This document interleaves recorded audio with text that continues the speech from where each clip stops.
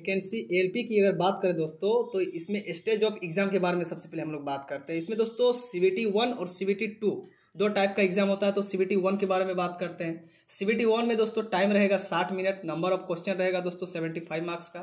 OBC में दोस्तों मात्र 30% ही मार्क्स आपको लाना है, यानी कि 22.5 मार्क्स लाते हैं तो आपका सिलेक्शन हो जाएगा दोस्तों।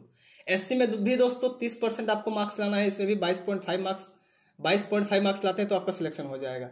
इसकी यदि सिलेबस की बात करें दोस्तों, तो मैथ में 25 मार्क्स का पूछेगा, रीजनिंग में 25 मार्क्स का पूछेगा, सॉरी दोस्तों, मैथ्स में 20 मार्क्स का पूछेगा और रीजनिंग में 25 मार्क्स का पूछेगा। जीएस में 20 मार्क्स का पूछेगा। जीए यानी कि जनरल अवेयरनेस एंड सीए यानी कि करंट अफेयर्स में आपका 10 मार्क्स का पूछेगा दोस्तों।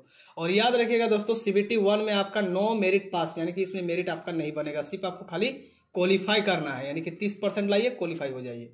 इस अगर सीबीटी 2 की बात की दोस्तों, तो सीबीटी 2 को दो पार्ट में बांटा गया है, वो part A and part B.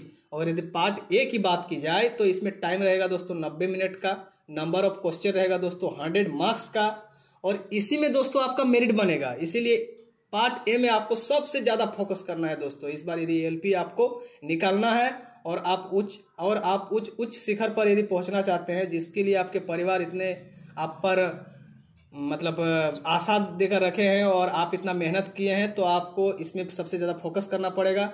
इसकी यदि सिलेबस की बात की जाए दोस्तों, तो मैथ में 25 मार्क्स का पूछेगा।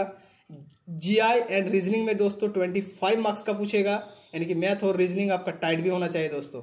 बेसिक साइंस एंड इंजीनियरिंग दोस्तों 40 मार्क्स का पूछेगा दोस्तों। सबसे ज्यादा सीबीटी 2 का पार्ट ए में सबसे ज्यादा बेसिक साइंस एंड इंजीनियरिंग से पूछा जाएगा, 40 मार्क्स। इसमें दोस्तों फिजिक्स का 10 चैप्टर पढ़ लीजिएगा और कुछ ड्राइंग वगैरह इंजीनियरिंग जो है उसके बारे में पढ़ लीजिएगा, तो आपका 40 मार्क्स क्लियर हो जाएगा दोस्तों।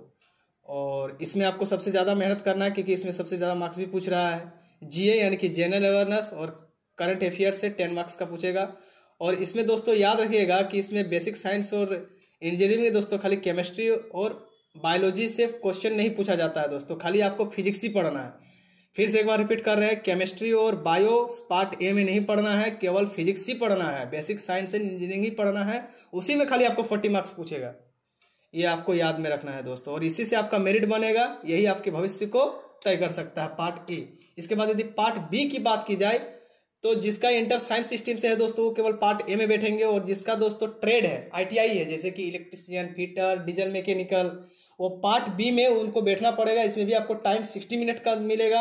नंबर ऑफ क्वेश्चन जो रहेगा वो दोस्तों 75 मार्क्स का क्वेश्चन पूछा जाएगा, और क्वालिफाइंग मार्क्स जो है दोस्तों वो 35% यानी कि 26.25 मार्क्स आपको लाना है।